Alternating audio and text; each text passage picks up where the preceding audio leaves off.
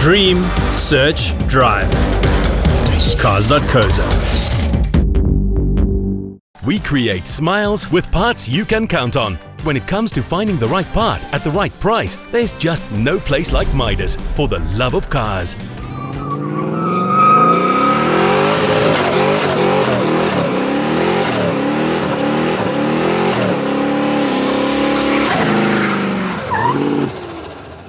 Hi, I'm Jason. And I'm Piet. This is my 1984 Corolla. Well, as a matter of fact, Jason bought this car when he was still in school. I think he was 16 or 17 years old.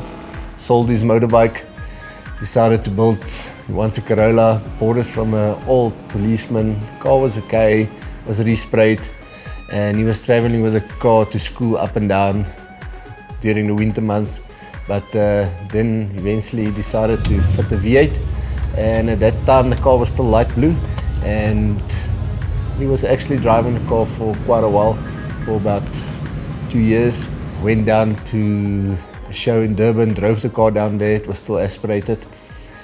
Came back and he decided he wanted to catch up with the fast guys. So that's where we thought about making some changes in the car, and we stripped everything down to bare bottom and started rebuilding the car.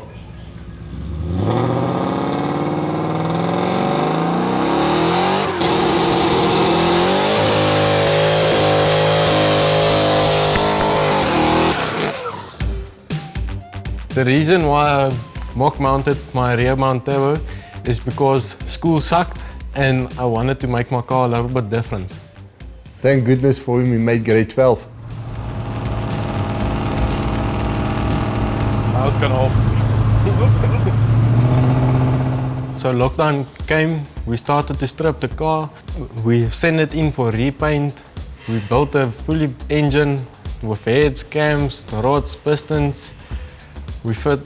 When the car came back, we started to prep it, to paint the car under, build all the boost pipes, exhaust pipes, fit the new management. As a matter of fact, it was a 9-month build, building the boost pipes and getting the turbo to sit where it is wasn't easy. Now, there was quite a lot of maths involved to make sure that the turbo wasn't laggy, but it all worked out for the better. Piping still, it's not for anyone. Him himself did all the welding, cutting. I measured here and there, so yeah, it's assisted, but I would say 90% of the car he built himself.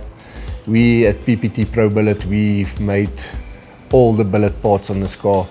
All the custom parts is in-house built. So as a matter of fact, you know, this is a Plaas built right out of the heart of the farm. The thing I like the most about my car is the rear mount turbo. It's smooth. It's not like a turbo car where it just kicks you. It's evenly. Most people, when they open the bonnet, they only see a naturally aspirated 1UZ V8, but when you walk to the back and you look under the hood, there's a turbo. The reason for a rear mount turbo is to be a little bit different and to make it a big surprise when you line up next to someone. I was in the States, and at that time we were at the World Cup finals with Butler and these big boys, and he sent me a photo showing where he's just mounted the turbo temporarily under the car, and I thought, well, let's give it a bash and see what's going to happen. So when I came back, he already started doing this half fiddling with where he wants to put the turbo, and from there on we just continued. The turbo size on the car is a T76. When it comes to turbo lag, we don't experience anything at this moment in time because we're only boosting to about 1 bar boost. The car is tuned to 0.8 bar boost, making the 350 on 95 with a little bit of water mess because we have got no intercooler. So by the time the air gets from the rear to the front by the intake, the air is already cooled down. So just before it goes into the intake, we do cool it down with the water meth as well. But besides that, we're very, very, very happy with the performance of the car and the reliability of the car. For street car, it's absolute pleasure to drive. So when you rear mount turbo car, the heat in the engine bay is much less than a normal turbo car, and it runs very cool. Yeah, as a matter of fact, the car, the water temperature which we found in the car, it's never exceeded 78 degrees, and that's with a single fan. In the street, on the highway, in town, so the car stays cool. We don't have that excessive heat from the turbo into the engine bay, so it works for us, you know. The motor was been upgraded with rods, pistons, the heads has been flowed, cams, injectors. So when you put your foot down, the power comes and it comes and it comes and it just pushes you. So when I got the car made 45 kilowatts with the 3T engine, the 1800. Then when I fitted the 1UZ, it made 150 kilowatts, and then we almost doubled, more than doubled it when we finished, ending at the 350 kilowatts.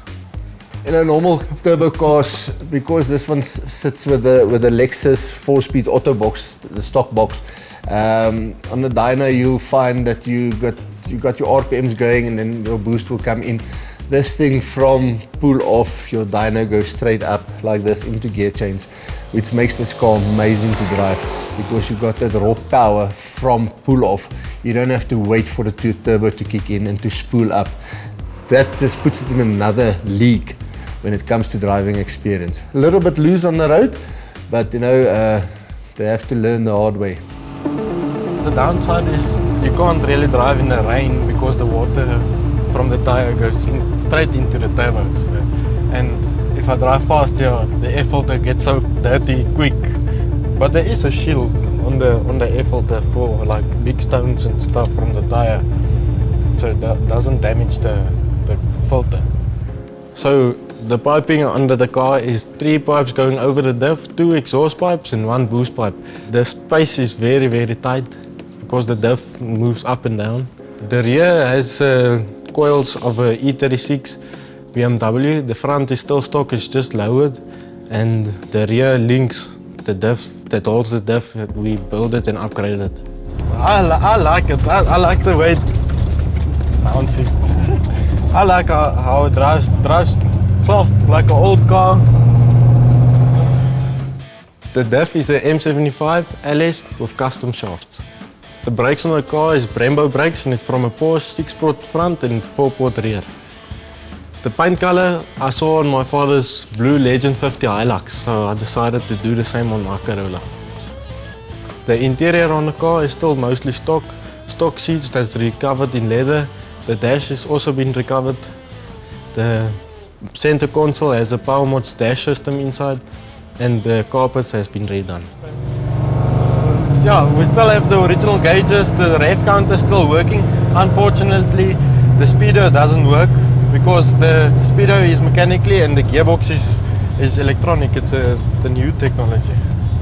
But we are running the power mods dash system, so we can see the speed and all the things that's happening with the car on the dash. And I have a little 2-step remote. The wheels on the car are Lenzo 17-inch rims with street tires on, because it is a street car.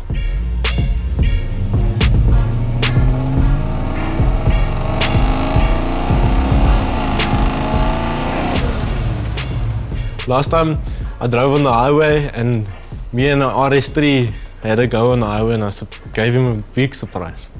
Wherever we go, people want to see, you know, we've been pulled over by the traffic officers, and not because we're speeding, it's just because they want to see what makes this noise. And when they see it, they're like, oh, it's aspirated. Yes, it's aspirated. If you believe it's aspirated, good for you.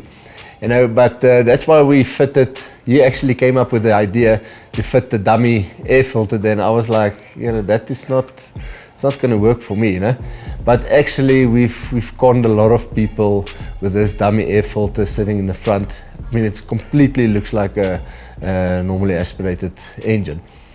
You know, as a matter of fact, some big car gurus came and had a look at this car, and even they thought it's aspirated until we actually show them. We don't show them the air filter dummy. They see it, and then I'll tell them, go look behind the back wheel, and then they'll see the turbo, and then they start scratching their heads and say, but there's an air filter. How does the induction work on this car if you've got a rear mount turbo? Or is the turbo just a dummy? We've had those questions from big car gurus, and we've put them on their knees.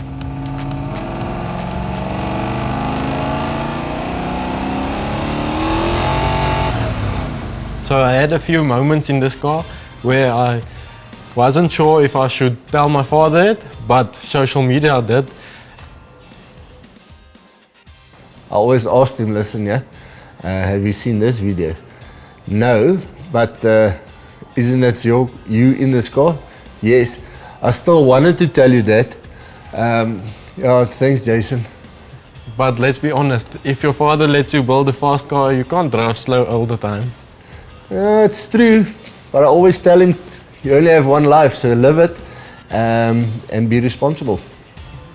I think the best part of building this project together is because myself and Jason, we work very comfortable together. He reads my mind, I read his mind. I know what his expectations is, and he knows what my expectations is.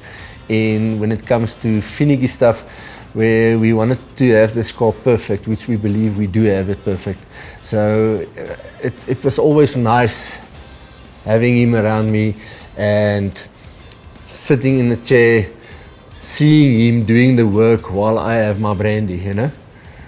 So it's part of being a dad, you know, is to make sure that he does what he has to do, you know. Sometimes my father can be hard on me, but sometimes he can be a lekker. A lekker ou toppie. Got a pretty girl on the turntables, a bunch of pretty girls on the couch. See a couple models on the dance floor. They just got a bottle on the house. Trouble look better when your lights off. Still see a We create smiles with parts you can count on. When it comes to finding the right part at the right price, there's just no place like Midas for the love of cars. Do you like clothes? I do. This is available right now on our Sentimental shop. Just go to Cars.co.za/shop or look for the description in the link below. See what I did there? Just trying to catch you out. And we've got tons of exclusive merchandise which is designed and made exclusively for our store. I said exclusive twice because it's very exclusive. Also hats. Cars.co.za